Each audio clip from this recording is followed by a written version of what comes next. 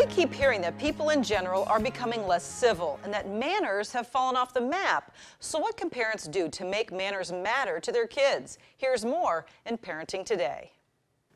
Well, once again, we want to talk about something very important to all families, which is manners. And why do manners matter for kids, for parents? 3 big points in my opinion. Kids with manners make friends easier. They're more respectful and they get along better with their teachers. And in the long run, they become better employees and better spouses. So really it does have some lifelong consequences. Huge, well, huge. let's say you haven't been doing this. What are some good ways to get started? You know, I think the best thing to do is be really transparent with your child. Sit down and make a list. What's important with our family? Have a good conversation. Here's a list I came up with. Say please and thank you. Most of us would agree with that one. In our house, we eat with our mouths closed.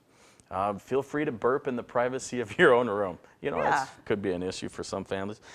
Say excuse me whenever you've noticed you've created a problem for someone else.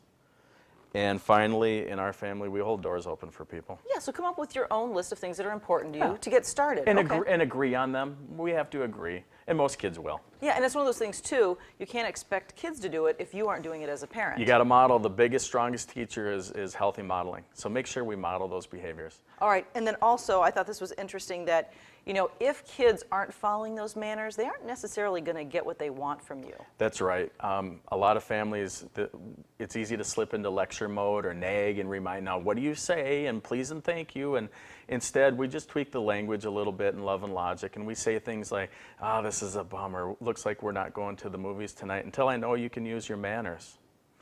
So there are consequences. There are consequences. And speaking of consequences, if you feel that there has been some behavior that was an embarrassment or they didn't behave well somewhere, you do expect repayment, but in what form? Yeah, sometimes it's, you know, it's not monetarily necessarily, but in the form of putting some energy back in you. Because I know when my kids are rude or I watch other kids be rude, it just drains energy out of me. So the language sounds like this. Oh, sweetie, notice that empathy phrase? I kind of come in low and slow. Oh, or buddy, oh, sweetheart.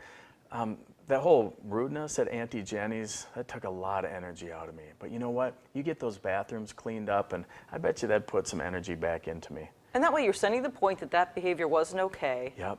And that at the same time, there is a consequence. Yep, actions speak louder than words. I'm not going to slip into lectures or reminders or threats. All right, Chris, thanks so much. Thank and you. Once again, that's why manners matter.